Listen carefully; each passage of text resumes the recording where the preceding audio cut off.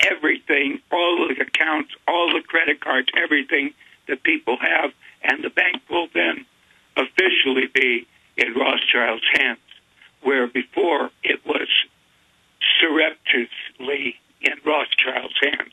Well, this is incredible. Let me stop you, and I want you to elaborate, George Hunt, because now we see a small group of central banks bankrupting other banks by design to consolidate. That's in their own documents. We see the IMF and World Bank to be holding companies for the global tax money through what they did agree to at Copenhagen. And that's actually what they're now setting up. They're openly setting up what participants told you they were going to set up. Are they getting this position for 2012? That's where they're headed from my last information, Alex. They don't slow down on their plans. They don't defer them. They just eliminate the problem for their plans to go through. People like me, of course.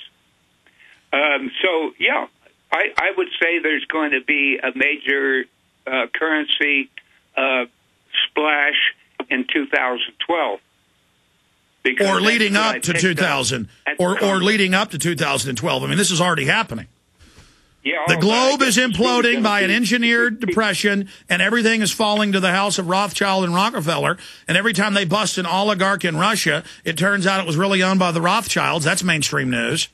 Well, yeah, look at the news about Warren Buffett. He's accusing the Rothschild family of controlling the world gold market. He's probably right, because the Rothschilds set the price of gold twice a day in London for the world. Unbelievable information. And again, when did you first start going public, releasing the videos of the conferences, releasing the audio, and saying all of this? Wasn't it like 20 years ago? Yes. It was in 1988 that a preacher named Alan Dale, who had a radio station in Texas, was accused of having me on, and they said, "Look, if you have that guy George Hunt on again, you're going to lose your job." Well, he had me on again the next week because this is earth-shattering news. Well, the station was immediately bought out, and Alan Dale lost his job. And that's the issue. 20 years ago, 22 years ago, they could stop stuff. Now they can't. It's out in the open. Stay there. George Hunt, incredible information. The website is with a V in the front, bigbank.com. Our websites are infowars.com and prisonplanet.tv. We'll be right back. Way up north, to Alaska. Way up north, to Alaska. North to Alaska. Go north for Russia's home. North to Alaska. Go north for Russia's home.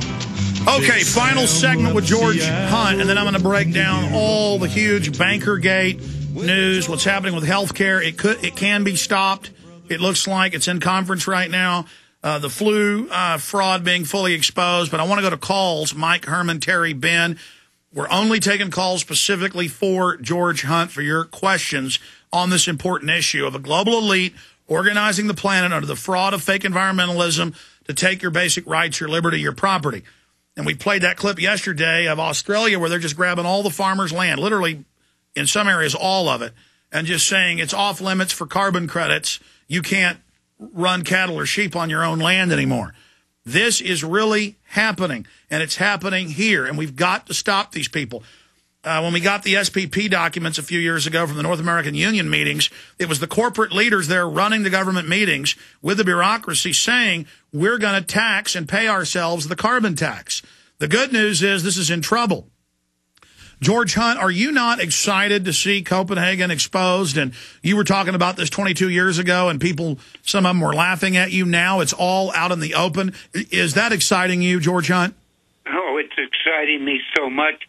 My name is George Washington Hunt. I was born on Columbus Day, and I think that I have a mission to defeat these people, to help defeat these people. I had when I was on the Jesse Ventura show, I said to the camera, I think they're going to win it, and the reason was that they're smarter than us. But if you take our combined intelligence, like I'm hearing coming out of you and you're hearing come out of me, we can whip these guys. So we can get Americans to cooperate. Americans and others around the world just have to face their own documents, their own statements. I mean, in fact, I'll grab it. It's over here. I talk about this book every week on air, Eco-Science. I've scanned through the whole 1,100 pages, or whatever it is. Let me see how long it is. Yeah, the 1,100 pages.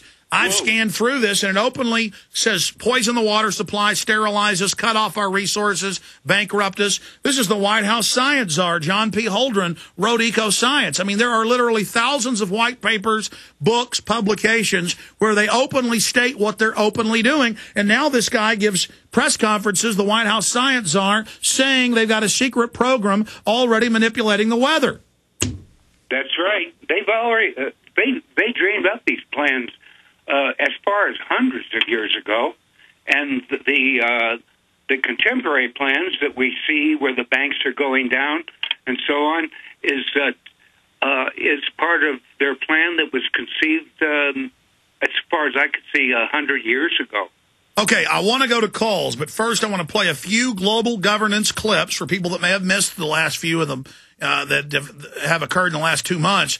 Herman von Rompuy, the head of the EU, openly calling for global governance, saying that the UN global carbon tax is the heart of world government. The head of the EU, we have Gordon Brown calling for global governance. We have David de Rothschild, the heir to this whole criminal fortune, calling for it. Here is David de Rothschild from Copenhagen on Bloomberg TV. It's past the point of talking.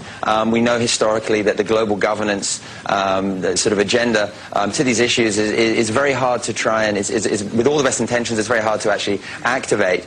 We're seeing that right now. We're seeing a lot of fragmentation going on in Copenhagen, a lot of different agendas pulling in different directions. And I think what we really need to see is people on the ground starting to actually act upon the low-hanging fruit and start to try and move on the solutions that we have at hand. In case you missed it, global governance. It's past the point of talking. We know historically that the global governance the sort of agenda to these issues is very hard to try and is with all the best. So there he is saying the time for talk is over. That means you don't get any input. We're doing this. Well, we did get input. We did expose their fraud. They're in trouble. George Hunt. Well, this whole global carbon tax thing that's going on, I have to admit that I don't really understand it. But I do know that the House of Rothschild pushed it through the chairman of the House of Rothschild at a meeting of the London banks. That happened about 6 months ago when I picked up on that clip. This carbon tax, what do you know about it, Alex? Well, it's fully meant to tax and control all human activity, to be selectively enforced, just like the health care plan. Some unions don't have to do it, but the rest of the public do. It's all selectively enforced. Like Obama decided what car dealerships stayed open, what didn't. $3 billion of the $25 billion for the auto bailout paid to move factories on record, this is Associated Press, to Brazil, Eastern Europe, Russia, and China. So the globalists literally pay to have factories built for themselves.